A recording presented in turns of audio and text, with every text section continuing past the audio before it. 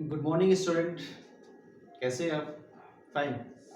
स्वागत है आपका द मिशन एकेडमी चैनल में। तो आज का भी वीडियो बेटा आपका कॉन्स्टिट्यूशन का ही होगा। और ये जो टॉपिक चल रहा है इंडियन कॉन्स्टिट्यूशन की हिस्टोरिकल बैकग्राउंड, इसको हम कंप्लीट करके फिर आपका दूसरा टॉपिक जो चल रहा है एग्रीकल्चर से संबंध, उसको हम शुरू करेंगे। और क्लास शुरू होने से पहले एक बात और, ये आपको खुशखबरी कि शायद 31 मई के बाद कोचिंग खुल जाए आपके, ऐसा शासन का अनुदेश आ गया है कि ये मुख्यमंत्री जी का आदेश है कि जो स्टूडेंट कंपटीशन की तैयारी कर रहे हैं उनके लिए कोचिंग स्टार्ट कर दिए जाएं। 31 मई के बाद ऐसा आदेश आ सकता है। लेकिन पढ़ाई जो होगी वो सोशल डिस्टेंस बना करके होगी, क्योंकि जो क्लास में जो सीटें पड़ी हैं बिल्कुल एक दूसरे से मिले हुए, उसमें कम से कम 1 मीटर का गैप करके व्यवस्था की जाएगी। तो जैसे ही आदेश आता है कि स्टार्टिंग करने का, हम तुरंत उसको स्टार्ट कर देंगे। तब तक आप चैनल पर पढ़ते रहिए। तो आज जो हमारी वीडियो स्टार्ट होने जा रही है बहुत इंपॉर्टेंट है। तो मैंने आपको कुछ उसमें समझा दिया था। तो हम कुछ, मैंने बताया था कि कुछ महत्वपूर्ण एक्ट हम पढ़ेंगे। एक्ट मतलब अधिनियम पढ़ेंगे, अधिनियम। और ये मैंने आपको बताया होगा कि 1773 से 1773 से लेकर 1858 और 1858 से लेकर 1947 तक, यहां ये आर्टिकल हमें पढ़ने हैं। 1773 से लेकर 1858 और 1858 से लेकर 1947 तक के आर्टिकल हमें पढ़ने हैं। बहुत अच्छे आर्टिकल है, बहुत ज्यादा इंपॉर्टेंट है। कॉन्स्टिट्यूशन में क्वेश्चन लेकर आता है, इंपॉर्टेंट।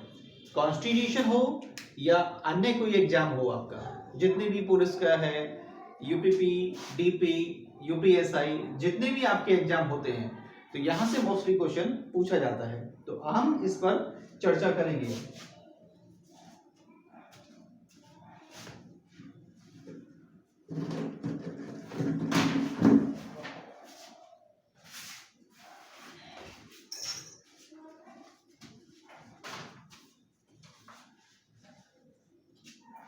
ब्रेक हो गया थोड़ा सा। तो यहां से 1773 से लेकर 1858, 1858 से लेकर 1947 तक हम ये एक्ट पढ़ेंगे। चलिए,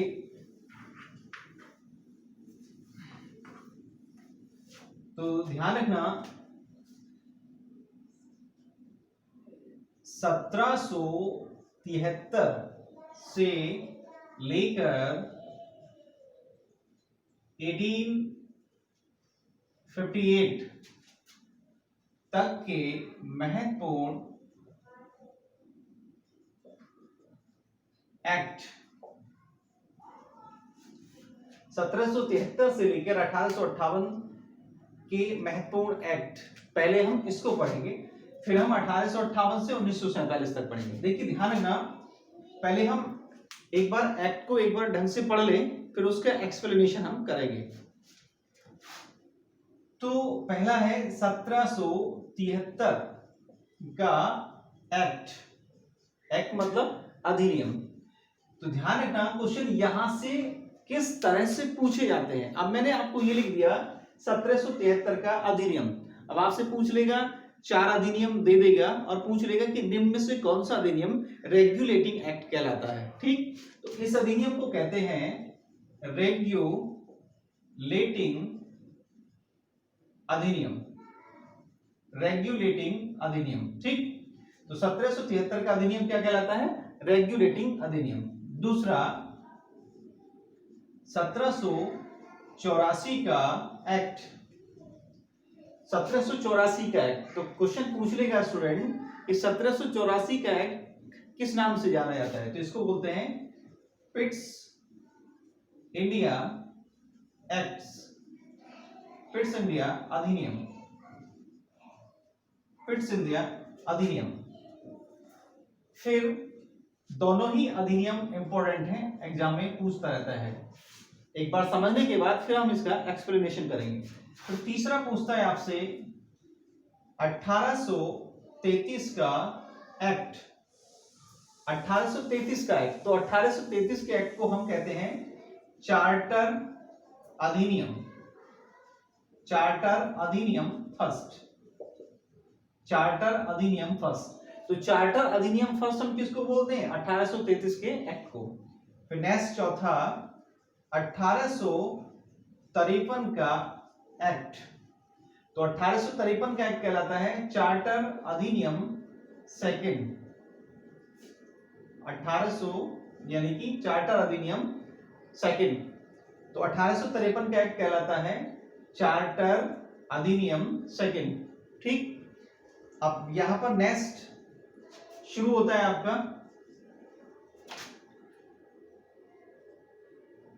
1800, अब ध्यान रखना 1858 से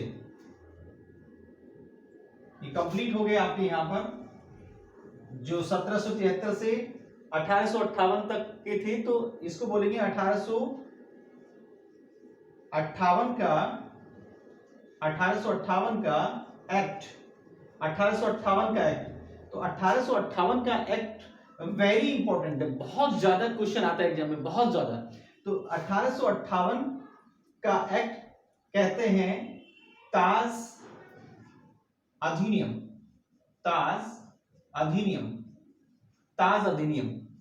1858 का एक्ट कहलाता है ताज अधिनियम या भारत शासन अधिनियम, भारत शासन अधिनियम, भारत शासन अधिनियम। तो 1773 से हमने पढ़ लिए 1858 तक। अब 1858 से लेकर 1947 तक एक बार देखते हैं। तो 1858 का एक्ट कहलाता है ताज अधिनियम या भारत शासन अधिनियम। फिर नेक्स्ट आता है आपका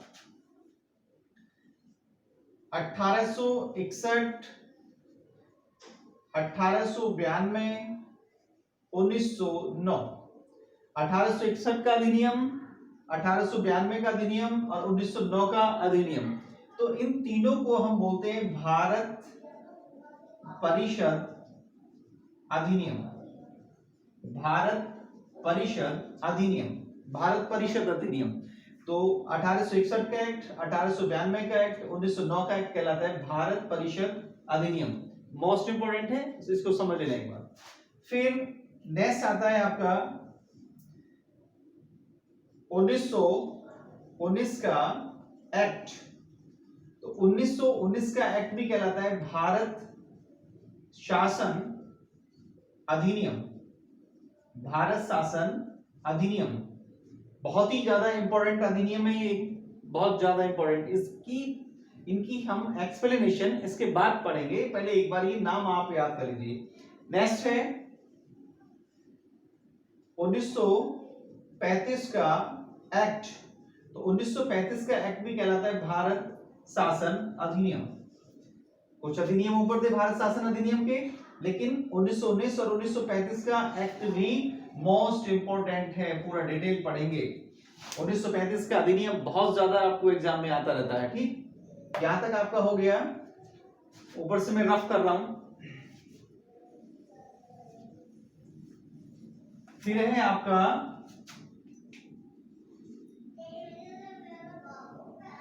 फिर आता है आपका 1947 का अधिनियम या 1947 का एक्ट। 1947 का एक्ट नौवां एक्ट है। 1947 का अधिनियम इसको कहते हैं बेटा, इसको बोलते हैं स्वतंत्रता अधिनियम, स्वतंत्रता अधिनियम, फ्रीडम एक्ट। तो 1947 का अधिनियम स्वतंत्रता अधिनियम। तो ये अधिनियम कुछ निम्न नामों से जाने जाते हैं। एक बार हमें इन एक्टों का नाम हमें पता चल गया, तो आपसे सुमेलित करवा लेता। मान के चलिए 4 ऑप्शन दे देगा, ए बी सी डी, और निम्न में आगे नाम दे देगा और सुमेलित करवा देगा, या पूछ लेगा निम्न में से कौन सुमेलित नहीं है। तो इस तरह के क्वेश्चन यहां से आपको आते हैं। एक बार हमें ये पता चल गया कि 1973 से और ये 1773 से 1858 तक के अधिनियम और 1858 से स्वतंत्रता तक के अधिनियम। तो ये इतने ही अधिनियम हैं, इनमें से ही आपको चाहे पीसीएस का एग्जाम हो, चाहे आईएएस का एग्जाम हो, और छोटे एग्जामों में से तो आता ही आता है। तो इनको एक बार ढंग से हम पढ़ लें। देखिए मैंने बताया कि जैसे शरीर के लिए एक अच्छे बैलेंस्ड फूड की आवश्यकता होती है, शरीर को अच्छा रखने के लिए न्यूट्रिशंस की जरूरत होती है, और न्यूट्रिशंस के लिए होता है संतुलित भोजन।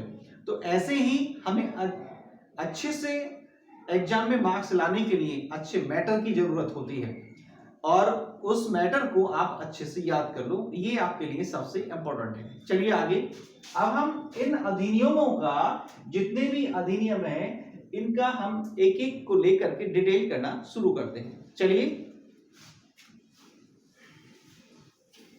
बहुत ही इंपॉर्टेंट है, इनको याद कर लेना बेटा।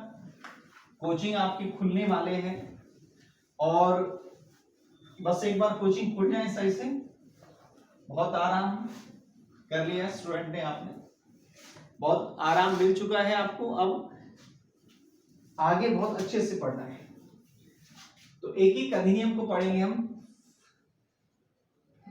फर्स्ट अधिनियम को पढ़ेंगे 1773 का अधिनियम, 1773 का अधिनियम तथा उसकी विशेषताएं, उसकी विशेषताएं मोस्ट इंपोर्टेंट कर लेना इसको, ठीक है। 1773 का अधिनियम तथा उसकी विशेषताएं, तो ध्यान रखना इस अधिनियम को हम बोलते हैं regulating act. Regulating act very important है, मोस्ट इंपॉर्टेंट है, ठीक, ध्यान रख लेना। तो 1773 का अधिनियम रेगुलेटिंग एक्ट कहलाता है। ये किस अधिनियम को हम रेगुलेटिंग एक्ट कहते हैं? चलिए, तो और साथ में लिखा है इसकी विशेषताएं। तो ध्यान रखना ये बहुत ही इंपॉर्टेंट है, बहुत ज्यादा इंपॉर्टेंट है, एग्जाम की दृष्टि से सबसे ज्यादा इंपॉर्टेंट है। देखिए एक एक चीज को हमें अच्छे से पढ़ना है, समझ समझ के पढ़ना है। ये नहीं कि गलत हमने पढ़ा तो गलत ही उसका रिजल्ट आपको मिलना शुरू हो जाएगा, ये ध्यान रखें ना।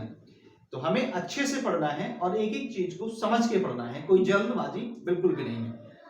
आने वाले समय में जल्दी से आपकी क्लासेस शुरू हो जाएंगी।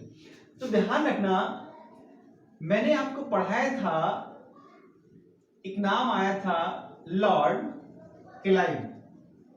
लॉर्ड क्लाइव, तो बेटा लॉर्ड क्लाइव से हिस्ट्री में भी क्वेश्चन आता है। जब हम हिस्ट्री करेंगे तो आपको इतना अच्छा मैटर मैं दे दूंगा कि आपको हिस्ट्री पढ़ने में, जो बोलते हैं कि हमें हिस्ट्री नहीं पढ़ी जाती है, तो आपको हिस्ट्री इतना इंटरेस्टिंग करा दूंगा तो ये बोलोगे कि सर और हिस्ट्री कराइए, और हिस्ट्री कराइए, ठीक है। तो एक नाम आया है लॉर्ड क्लाइव, मैंने पहले भी लिखवाया था। क्वेश्चन पूछ लेगा कि लॉर्ड क्लाइव कौन था, तो ध्यान रखना लॉर्ड क्लाइव को मैंने बताया था कि बंगाल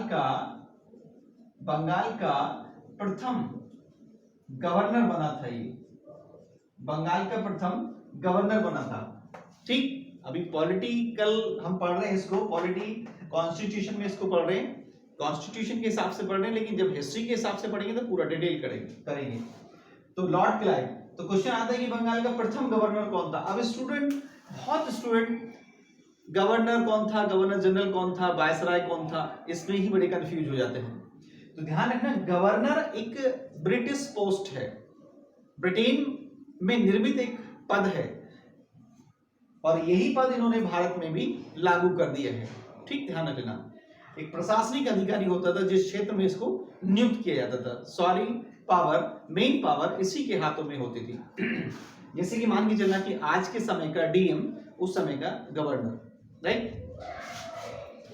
तो बंगाल का प्रथम गवर्नर कौन था? Lord Clive. अब कभी कभी क्वेश्चन ये आता है कि बंगाल का अंतिम गवर्नर कौन था। खाली हम गवर्नर की बात कर रहे हैं, ना कि गवर्नर जनरल की। तो मोस्टली स्टूडेंट को पता रहता है कि बंगाल का प्रथम गवर्नर कौन था। अब उसने ये पूछ लिया बंगाल का अंतिम गवर्नर कौन था, तो बेटा ध्यान रखना, बंगाल का अंतिम गवर्नर, बंगाल का अंतिम गवर्नर था वारेन हेस्टिंग्स, वारेन हेस्टिंग्स। ठीक, ध्यान रखना, बंगाल का प्रथम गवर्नर लॉर्ड क्लाइव, बंगाल का अंतिम गवर्नर वारेन हेस्टिंग्स। और इस पॉइंट को सुनने के बाद कुछ स्टूडेंट सोच रहे होंगे कि ये गलत है। बेटा ध्यान रखना, वारेन हेस्टिंग्स के बारे में मैं अभी बताऊंगा। और देखिए ध्यान रखना, वीडियो को लाइक करते रहिए और ज्यादा से ज्यादा बेटा मैं बोलूंगा कि चैनल को सब्सक्राइब करवाइए, चैनल को ज्यादा से ज्यादा सब्सक्राइब करवाइए। अब मैं आपसे बोलता हूं कि चैनल ज्यादा से ज्यादा सब्सक्राइब होना चाहिए और मुझे उसका रिजल्ट मिलना चाहिए। अब वीडियो स्टार्ट हो गई है तो क्लास में भी पढ़ाऊंगा, लेकिन एक वीडियो जो स्टूडेंट लाइक कर रहे हैं, व्यूज भेज रहे हैं, मैं उनके लिए एक वीडियो हमेशा अब जब तक भी पढ़ाऊंगा चैनल पर डालता रहूंगा। तो यही कहने का मतलब है कि जो भी वीडियो देखे उसको सबसे पहले लाइक और शेयर करिए और सब्सक्राइब भी करिए। ठीक है, चलिए तो क्वेश्चन, बंगाल का प्रथम गवर्नर लॉर्ड क्लाइव, बंगाल का अंतिम गवर्नर भी कौन था? वारेन हेस्टिंग्स था। बंगाल का अंतिम गवर्नर वारेन हेस्टिंग्स। लेकिन आप सोच रहे होंगे कि वारेन हेस्टिंग्स तो बंगाल का प्रथम गवर्नर जनरल था। तो पहले वारेन हेस्टिंग्स गवर्नर था, लेकिन बाद में गवर्नर जनरल हुआ, और जब गवर्नर जनरल हुआ तो वो बंगाल का प्रथम गवर्नर जनरल बना। ठीक, ध्यान रखना, ये जो लॉर्ड क्लाइव से गवर्नर पद शुरू हुआ था, ये गवर्नर पद चला वारेन हेस्टिंग्स तक। ठीक, और जब रेगुलेटिंग एक्ट आया, 1773 का एक्ट आया, तो इसके कुछ रेगुलेशन लागू किए गए, जो पोस्टें थी उसमें प्रमोशन किया गया। तो गवर्नर को, अब बंगाल का जो खाली गवर्नर था उसको गवर्नर जनरल बना दिया गया और पावर उसकी पोस्ट में बढ़ा दी गई। तो समझ लेना, वारेन हेस्टिंग्स बंगाल के प्रथम गवर्नर के साथ साथ बंगाल का अंतिम गवर्नर भी था। ये वारेन हेस्टिंग्स समझ लेना, वारेन हेस्टिंग्स बंगाल का प्रथम गवर्नर जनरल होने के साथ साथ बंगाल का अंतिम गवर्नर भी था। राइट, चलिए तो ये आपका हुआ। अब देखेंगे हम 1773 का जो एक्ट है, इस एक्ट का संवैधानिक महत्व, इस एक्ट का संवैधानिक महत्व क्या है? तो संवैधानिक महत्व इसका बहुत ज्यादा है। ध्यान रखना, अब क्वेश्चन आता है कि इस अधिनियम का संवैधानिक महत्व क्या है, कॉन्स्टिट्यूशन इंपॉर्टेंट क्या है? तो ध्यान रखना, इस एक्ट के द्वारा जो ईस्ट इंडिया कंपनी थी उसको नियमित और नियंत्रित कर दिया गया। ठीक, दायरे में रहने की हिदायत दी गई। ध्यान रखना, इस एक्ट के द्वारा ईस्ट इंडिया कंपनी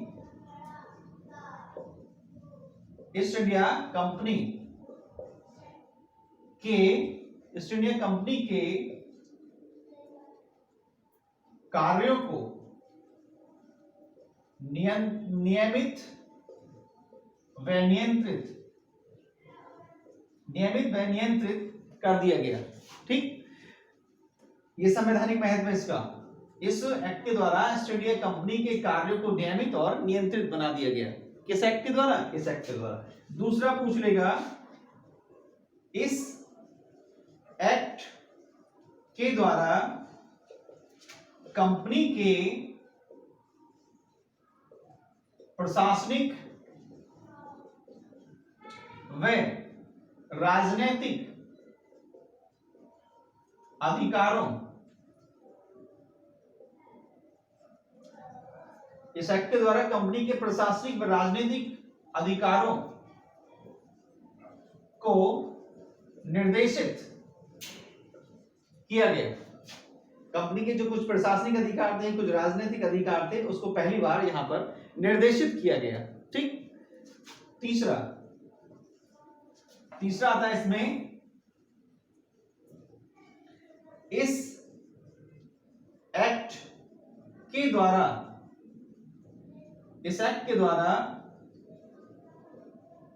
केंद्रीय प्रशासन की नींव भी रखी गई।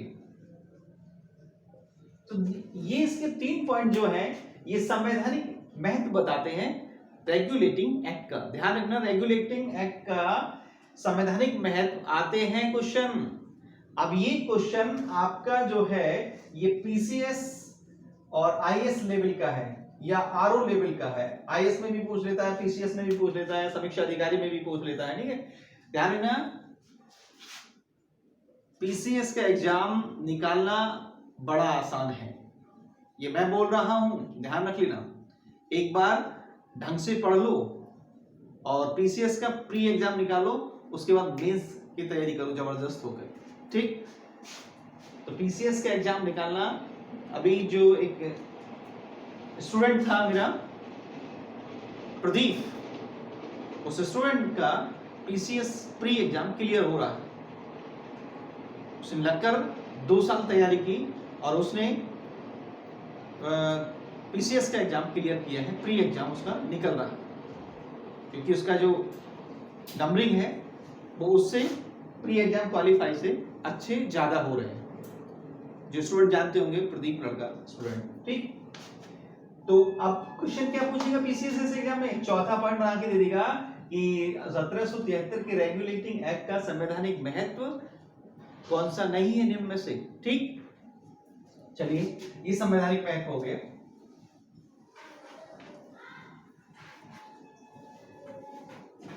अब पढ़ेंगे इस एक्ट का या इस एक्ट की मुख्य विशेषताएं।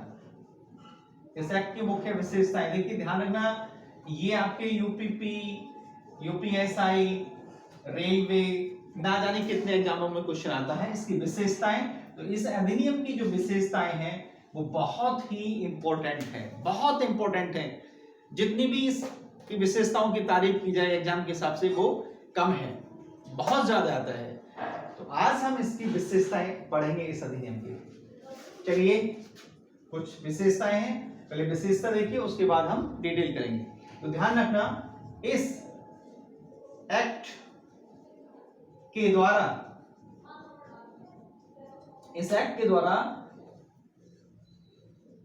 गवर्नर पद गवर्नर जनरल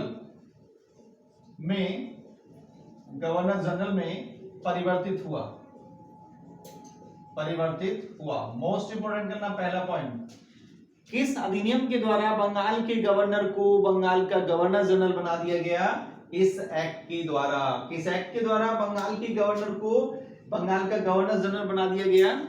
इस एक्ट के द्वारा। ठीक, चलिए दूसरी विशेषता क्या है ये पढ़ेंगे हम अभी डिटेल में।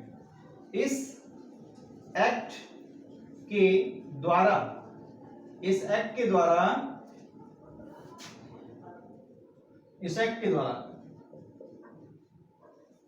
कलकत्ता में एक सुप्रीम कोर्ट, मोस्ट इंपोर्टेंट, इस एक्ट के द्वारा कलकत्ता में एक सुप्रीम कोर्ट स्थापित किया गया। इसकी विशेषताएं बताएंगे हम, एक्सप्लेन करेंगे इसको, पॉइंटों को। कलकत्ता में एक सुप्रीम कोर्ट स्थापित किया गया। नेक्स्ट है इसकी तीसरी विशेषता, इस एक्ट के द्वारा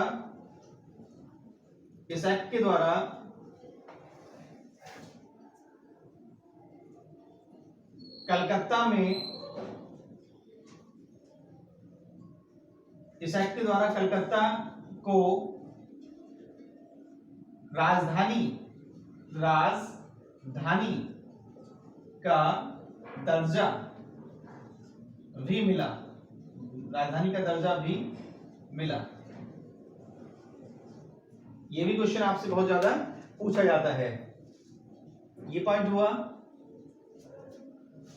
मुख्य विशेषताओं में, ये आपका पॉइंट। एक पॉइंट और इसका मिस हो रहा है, एक पॉइंट और इसका मिस हो रहा है, थोड़ा सा देखिए, एक पॉइंट मिस हो रहा है इसका।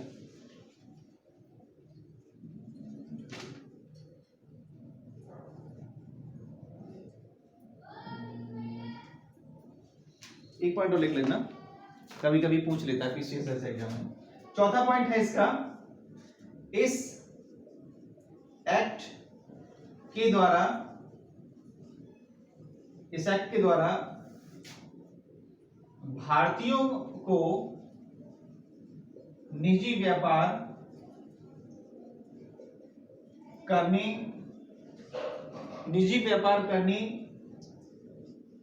की अनुमति मिली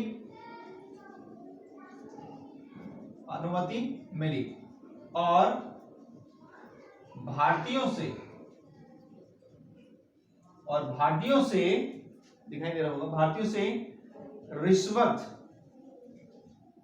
व उपहार लेना प्रतिबंधित कर दिया गया। भारतीयों को निजी व्यापार करने की अनुमति मिली और भारतीयों से रिश्वत व उपहार लेना, भारतीयों से, यहां दिखाई दे रहा होगा आपको, भारतीयों को निजी व्यापार करने की अनुमति मिली और भारतीयों से रिश्वत व उपहार लेना यहां पर प्रतिबंधित किया गया। तो ये इस अधिनियम की कुछ मुख्य विशेषताएं हैं। यहां पर एक एक पॉइंट को हम क्लियर करेंगे।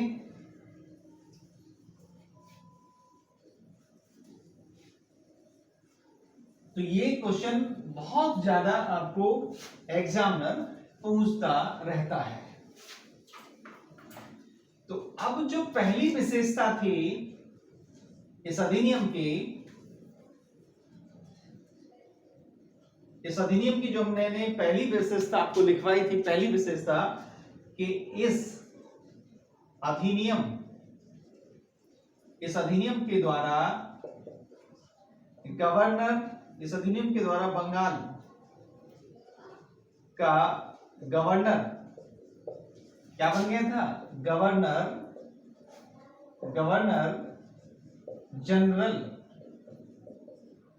बन गया। ये क्वेश्चन बहुत ज्यादा आपको आता है कि किस अधिनियम के द्वारा बंगाल के गवर्नर को गवर्नर जनरल बना दिया गया। तो ये क्वेश्चन आपको बहुत ज्यादा आता है। तो मैंने बताया था कि जो बंगाल का गवर्नर था पहला, देखिए ये मैंने आपको बता दिया, ये मैंने आपको बताया, बंगाल का प्रथम गवर्नर भी मैंने आपको बताया और बंगाल का अंतिम गवर्नर भी मैंने आपको बताया। अब यहां पर बंगाल का प्रथम गवर्नर जनरल भी आप पढ़िए। तो 3 पॉइंट है यहां पर, बंगाल का प्रथम गवर्नर, बंगाल का अंतिम गवर्नर और बंगाल का प्रथम गवर्नर जनरल। ठीक, ध्यान रख लेना। और साथ ही साथ बेटा यहां पर एक पॉइंट और पढ़ लो, ये दिखाई दे रहा होगा आपको, बंगाल का अंतिम